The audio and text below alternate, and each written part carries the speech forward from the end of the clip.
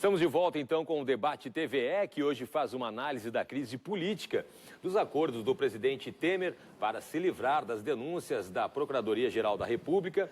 E recebemos aqui no nosso programa de hoje o advogado e cientista político Fábio Osterman e também o cientista político e professor da Unicinos, o Bruno Lima Rocha.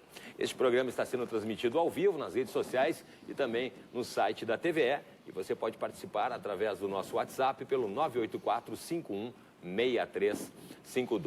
No bloco anterior, a gente estava falando justamente sobre os modelos políticos, muitas vezes perversos, mesmo com a democratização da política. Daí o Bruno comentava ali que não é tão simples assim como sair de uma ditadura e partir para uma democracia. Mas já estamos aí há 30 e poucos anos depois do fim da ditadura militar, e a gente nunca enfrentou tantos problemas assim. Eu acho que o caminho às vezes, esses dias eu estava ouvindo um comentarista político falando que o Brasil é um grande bebê que está aprendendo a andar com as suas próprias pernas, com todas as dores e com todos os tombos que os bebês caem. Eu acho que o Brasil já não é mais tão bebê assim. Mas, enfim, realmente a gente está aprendendo a duras penas como é um sistema democrático também, né? Não é, Bruno? Eu entendo que a gente tem, bom, em geral, para fazer análise, análise de comportamento político e análise institucional, tu tem dois parâmetros, né? Um parâmetro é o da estabilidade. Então, nesse sentido, o país está maduro, tá? E eu vi o problema antes da instabilidade, com a inflação aqui, inclusive na TVE, tenho vídeos VHS meu com 50% ao mês de inflação. Pois é, a gente chegou na hiperinflação e olha só como é que esse país é um país de, agora eu vou ser irônico, tá? É um país de benesses. O ministro que bateu a hiperinflação vem de consultoria com uma carga horária absurdamente alta. Né? É como se o técnico perde 20 partidas 10-0 e vai dar consultoria para formar técnico de futebol. Uma coisa surreal, né? Por outro lado, o princípio da participação, ele está falho. Qual é o princípio da participação? O que a gente vai convocar? As pessoas não sabem votar. As pessoas não têm, em geral, não é um incentivo para participar. Realmente isso é pouco, tá? Mas não tem aquele conhecimento mínimo sobre o que se está decidindo. Então, a maioria das democracias de massa, tem na sua culpa do Brasil, decide sobre afetos, identificações primárias. Claro. E não em cima, por exemplo, de um desenho de orçamento federal. Pois é, mas a gente vê que realmente, Bruno, bem colocado, a gente vê aqui em Porto Alegre ainda nem tanto, mas a gente sai aqui da capital e vai para cidades do interior, a gente vê que realmente a população não sabe sequer como funciona um sistema político, um Congresso Nacional, uma diferença numa Câmara de Vereadores, uma Assembleia Legislativa, não se tem esse conhecimento do que é um vereador, o que é um deputado estadual, um deputado federal. Aí e eu queria como é que vai votar? só fazer um adendo. Quando isto ocorre, ou seja, o comportamento político entre pleitos é passivo, ou de reação de afetos, ou reação até de opinião, e nesse ponto a internet ajuda, tá? A gente não vai ter um comportamento político que o eleitorado, o cidadão, se sente adonado, apossado do poder público. Por que acontece? O poder é público, só que o Estado é o poder que organiza o poder público. Só que o Estado, me permite usar a mão aqui, é uma pirâmide assim, uma pirâmide de desigualdades e interesses perversos. Então, naturaliza uma condição, não há interesse público. Não há sequer uma noção de qual projeto nacional nós estamos disputando, nós estamos desejando. O que eu diria? Um princípio de participação e que aproxima o eleitor de eleito, diminui as possibilidades do eleito fazer o que quiser com o seu mandato, tá? E, ao mesmo tempo, a palavra da moda, né? Empodera a cidadania para, por exemplo, uma reforma política que habilitasse projetos de lei, emendas constitucionais, legislação infraconstitucional que não está dada ainda. Vou te dar um exemplo, de teu interesse direto. Capítulo 5 da Constituição Federal, que estabelece 3 sistemas de comunicação social, o público, o estatal e o privado. Se esse capítulo fosse regulamentado, não teria mais quase jornalista desempregado no Brasil, porque teria uma oferta de vagas proporcional ao DAI, ou proporcional à oferta de radiofrequência, já que a radiofrequência é de uso coletivo, certo? E, obrigatoriamente, teria que ter uma política pública para sustentar, já que o Estado, nos seus 3 níveis de governo, é o maior anunciante do Brasil, certo? E quando não é, ele isenta de fiscalização, isenta de imposto, né? E complicado seria o dinheiro para pagar isso aí, né? O dinheiro para pagar isso aí já tem, Fábio. É o dinheiro dos anunciantes. Já tem. Sim. Já tem, porque tu é obrigado, inclusive, a anunciar as políticas públicas. O que eu queria dizer? Se a população tem possibilidade de legislar, ocasionalmente, em temas fundamentais, ou for consultada para temas estratégicos, como, por exemplo, o que hoje foi feito do Leão do Pré-Sal, eu entendo que a gente vai ter chance concreta de legitimar um sistema. Do contrário, vai parecer um grande engodo.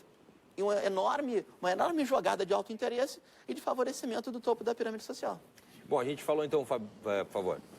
Em relação à participação, a gente sempre tende a acreditar que as pessoas deveriam participar mais. O grande problema é a falta de participação. Eu acho que não. Eu acho que é, inclusive, esperado que as pessoas participem menos, que as pessoas participem pouco ou menos do que a gente gostaria, pela própria dinâmica da democracia. As pessoas têm milhares de decisões que elas fazem no seu dia a dia, que têm um impacto direto na sua vida.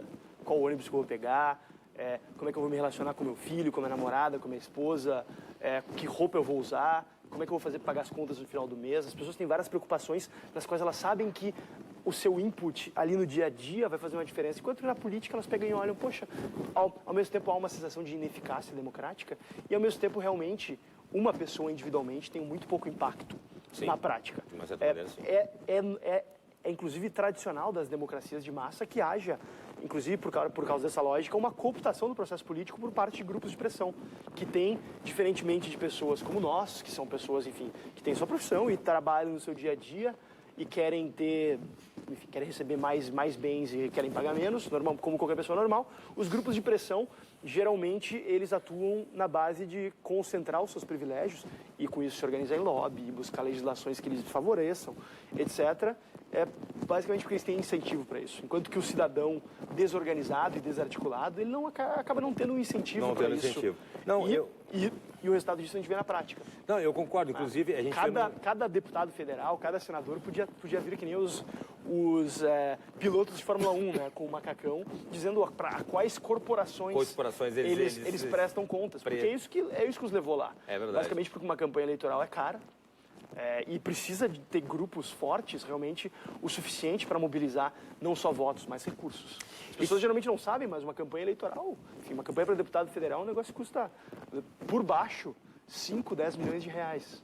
Que é um valor que o deputado, obviamente, não vai ter como retorno, simplesmente no salário que ele vai ganhar. Exatamente. Então, tem alguma coisa estranha nessa conta, né? O que tem de estranho e o que tem de errado nisso tudo, na minha opinião, é o fato de que a gente dá um excessivo poder não só para o deputado federal, para o senador, para o presidente, mas para agentes públicos em geral, que acaba colocando na mão dele um potencial de negociar favores, privilégios e recursos políticos que, obviamente, encontram compradores no mercado. E aí começa o processo de enfim, toma lá da cá, de cooptação da política por parte do mercado. E eu, inclusive, indo ainda dentro desse raciocínio também, até é interessante falar que talvez não se deva ter uma participação, ao contrário do que se pensa, maior daqui em diante da população. Eu adoraria que as pessoas participassem mais. Eu sei que elas não vão participar eu entendo, mas, por exemplo, do sistema atual. A gente vê em países de primeiro mundo, por exemplo. Aqui no Brasil, a gente tem um sistema coletivo, um pensamento coletivo de que sempre alguém vai vir e vai salvar o povo brasileiro. E a gente vê em países mais desenvolvidos, países de primeiro mundo, por exemplo, que não dependem tanto do sistema político, não são tão dependentes. Um grande diferencial que existe em países do primeiro mundo é o fato de que eles são países que têm estruturas de governo mais descentralizadas, via de regra. Pois então, e aí? Isso se vê nos Estados Unidos, isso se vê nos países europeus. Isso é um dos grandes problemas do Brasil, inclusive, pelo fato de que, como praticamente todas as decisões relevantes são tomadas em Brasília, as pessoas sentem uma dificuldade, elas sentem uma distância. E depois eu quero perguntar também, porque eu acho, por exemplo, a gente teve ali a Petrobras, a crise, né, de uma das maiores empresas brasileiras. Eu tenho o maior orgulho da Petrobras, um grande abraço a todos os funcionários, principalmente de carreira. E eu notei que as pessoas separaram um pouco a empresa dos gestores públicos da empresa, da instituição, né, de quem, né, separar aquela questão da instituição. Eu achei isso muito interessante, positivo isso, e aí já é uma demonstração de que as coisas já estão ficando um pouco mais claras, assim. Mas voltando ali ao assunto, será que essa dependência do governo, da população, está acontecendo? Eu acho que a gente... Não é melhor? De novo, calma. Eu não posso debater uma instituição sem entender o seu desenho societário, tá? A sociedade brasileira, ela tem um diferencial entre circulação de renda média das famílias, um emprego de 1 a 3 salários mínimos, uma concentração de riqueza absurda. Absurdo. Então, a relação também com o aparelho de Estado, ela vai ter a mesma proporção de privilégio.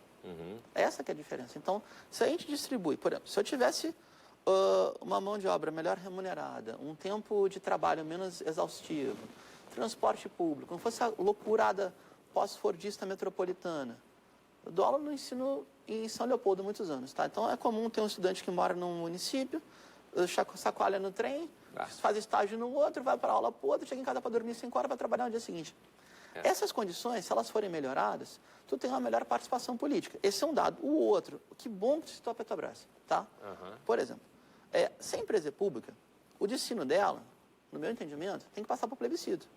Como, por exemplo, essa empresa aqui. É um absurdo que fizeram com a TVE, com as fundações do Estado. Né? A lei permite, mas é um absurdo democrático, é um absurdo antidemocrático. Tanto que acabaram entrando com... E agora também querela jurídica. Trancaram, Então, queria aproveitar essa oportunidade para, por favor, vamos salvar a Fundação Cultural Piratini, que é um bem público. Sim. Esse tipo de debate cabe à mídia pública. Caso da Petrobras. Qual o problema da Petrobras? Se tivesse a sua diretoria, aí estou, hipoteticamente, tá? Eleita, ou pela uma parte desta, por seus trabalhadores de carreira concursados, Os funcionários? é possível, é uma probabilidade maior que houvesse menos rapinha, ou rapina, depende do ponto de vista, porque dá para escrever de dois jeitos, tá? Agora, qual que é o sistema o que houve de troca no meu modesto entendimento?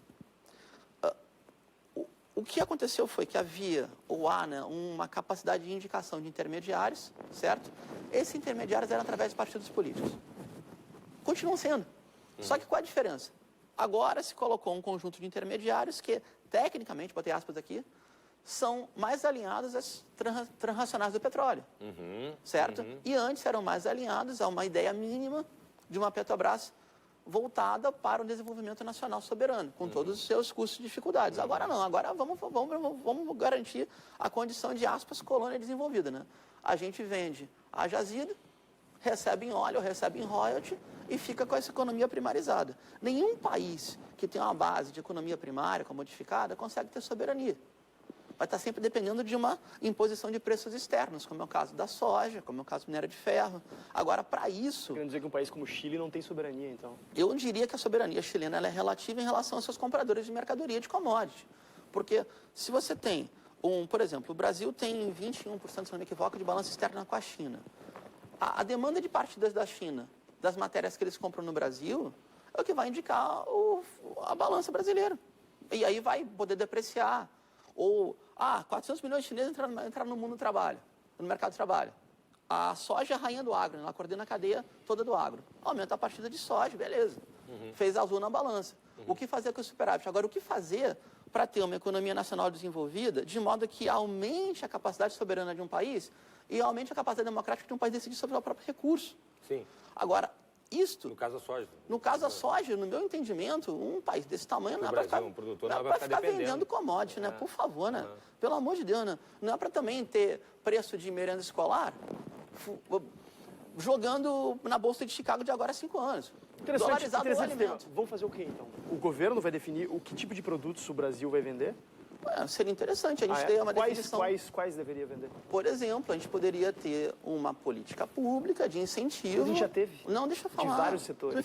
Posso responder a pergunta? Claro. Beleza. Mas isso aqui é um debate, né? Lembrando, enfim, apesar de estar tendo muito mais tempo do que eu, isso aqui acho que é importante lembrar que isso aqui é um debate. É que o fato é que, historicamente, a gente vem insistindo nessa visão estatocêntrica de ter políticas públicas setoriais que acabam, na verdade, só servindo de espaço para a cooptação do poder político por parte de interesses escusos de capitalismo, de compadrio. Um grande exemplo disso foi a tentativa brasileira, na década de 80, de desenvolver o setor de informática de forma autônoma, de forma soberana, como dizem alguns. E isso atrasou o nosso desenvolvimento tecnológico em mais de uma década, justamente por essa insistência em colocar nas mãos de políticos e burocratas uma decisão que é uma decisão essencialmente de mercado. Não porque eu goste ideologicamente, mas sim pelo fato de que o mercado é dinâmico, o mercado ele responde a incentivos, as pessoas ali têm incentivos que os burocratas e políticos não têm. Ou seja, quando o governo se mete, atrapalha. O governo distorce incentivos sempre que bota a mão em alguma coisa. E a gente precisa entender isso no Brasil, e a gente vem vivenciando isso no Brasil. Olha o que tem acontecido no setor energético. As concessionárias estão praticamente todas quebradas, porque a presidente Dilma resolveu, no canetaço, baixar em período pré-eleitoral as tarifas de energia elétrica. E com isso acabou criando uma situação insustentável. Mesma coisa com a Petrobras. Resolveu no canetaço segurar o preço da gasolina, que num contexto internacional estava aumentando, e, enfim, impedindo que gerasse um aumento na gasolina para que as pessoas não ficassem ainda mais insatisfeitas com o seu governo. E com isso acabou colocando a empresa à beira da falência. E hoje se encontra nessa situação. Bruno, infelizmente, é fato que nós brasileiros sabemos que quando o governo se mete...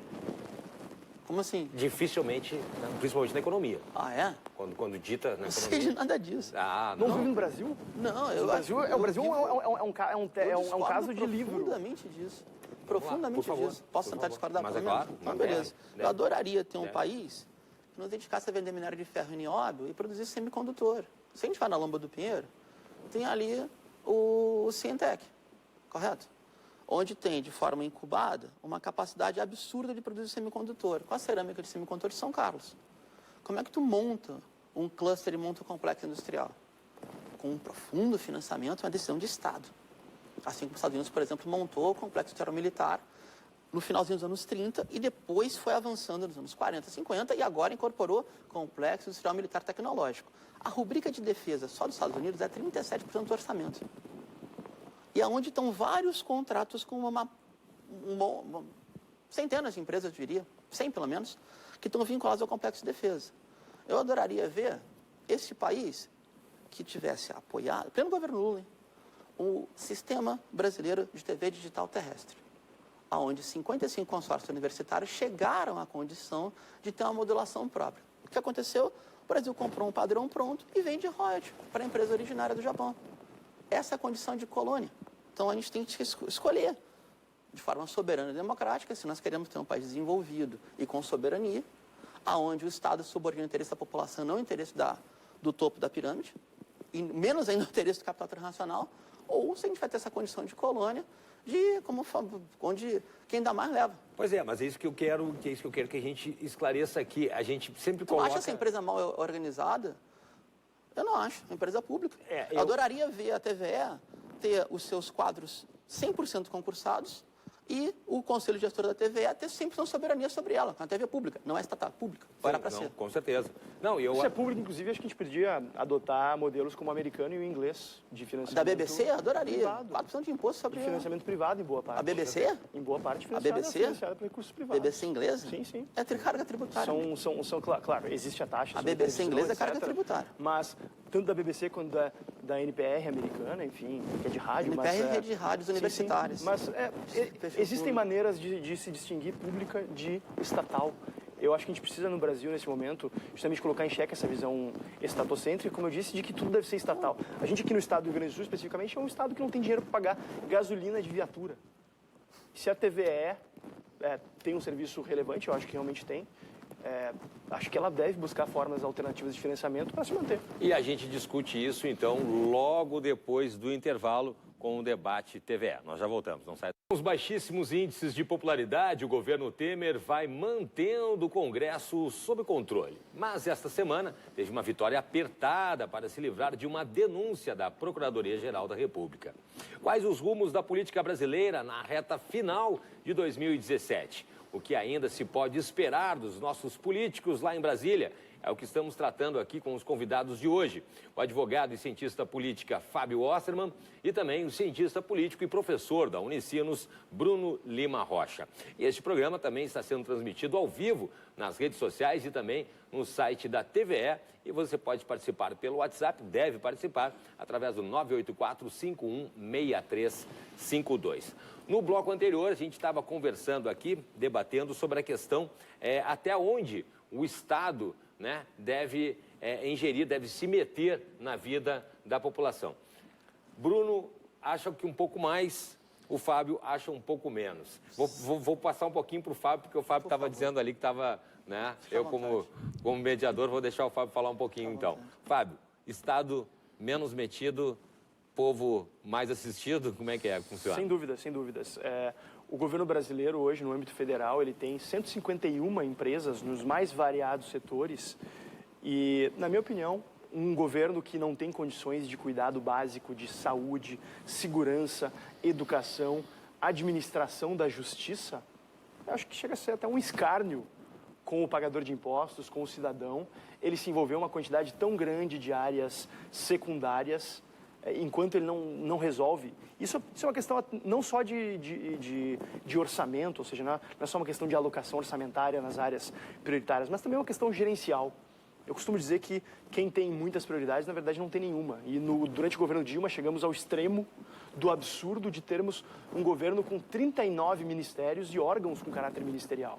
Ou seja, vocês imaginem o espectador em casa, uma empresa, uma organização social que tenha 39 prioridades estratégicas, 39 áreas nas quais o seu gestor precisa alocar sua energia, sua capacidade de decisão. Isso é impossível.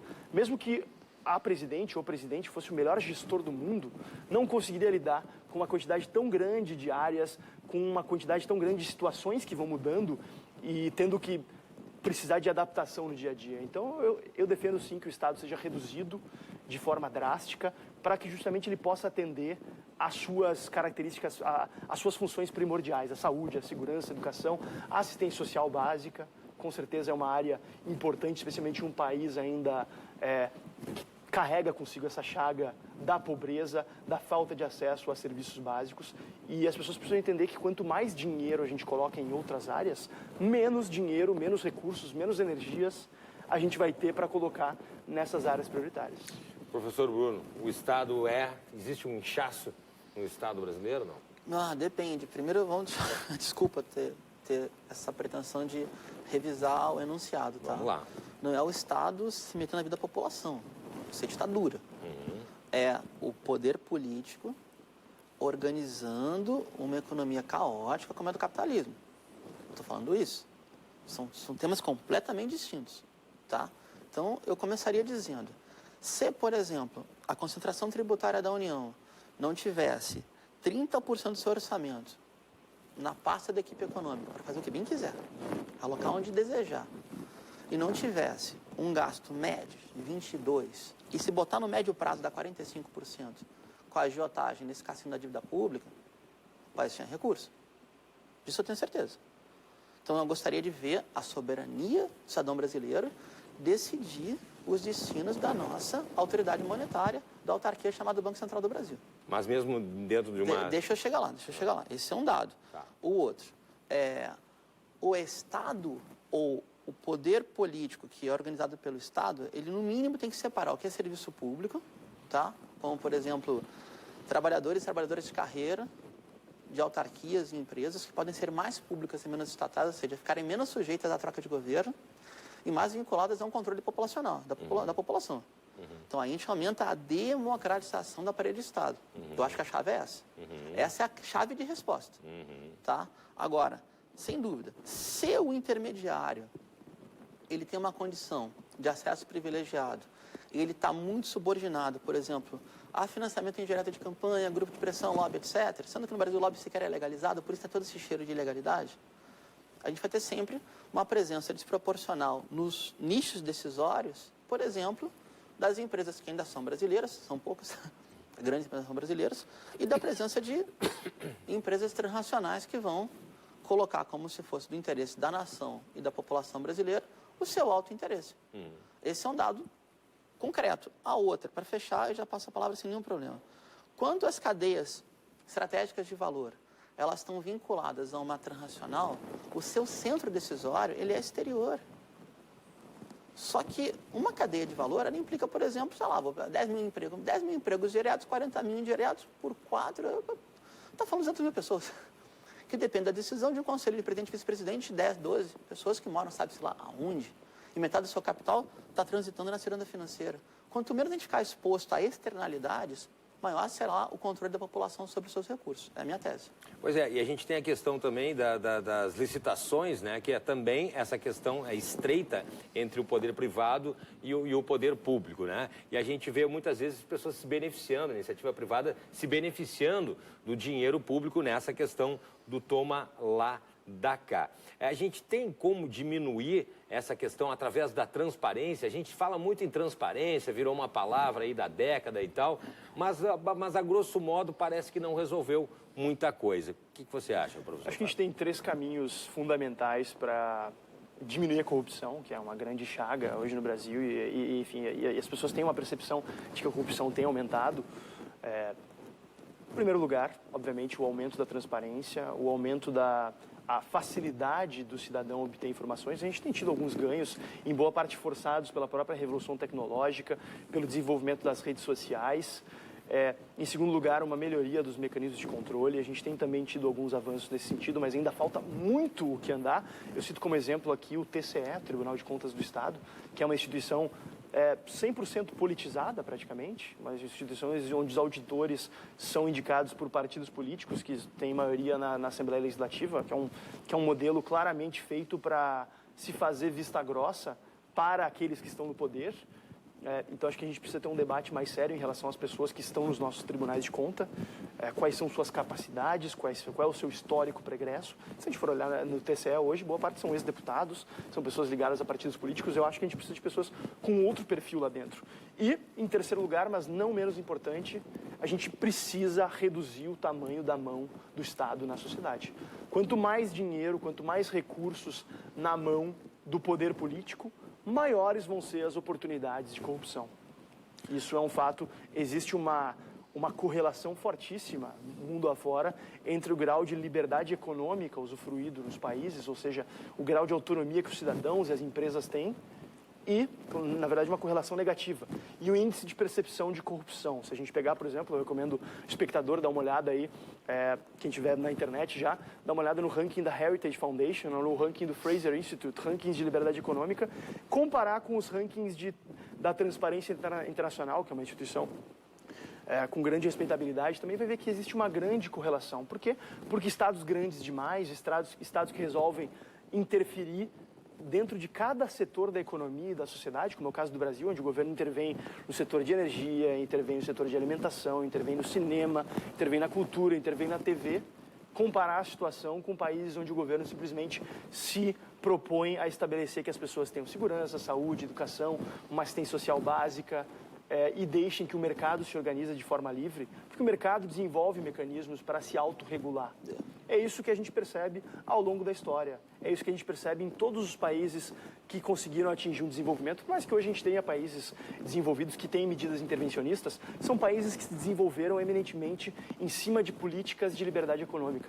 Alemanha, França, os países escandinavos, apesar de hoje terem estados de bem-estar social bastante inchados e que, inclusive, estão passando por processos recessivos por conta disso e estão revendo algumas dessas benesses, porque estão vendo realmente que a conta não fecha no final das contas, são países que se desenvolveram com base em políticas de liberdade econômica, em políticas que permitem que o cidadão trabalhe, prospere e usufrua do fruto do seu trabalho. Bom, e a gente tem, ironicamente, aí o Brasil batendo recordes de arrecadação.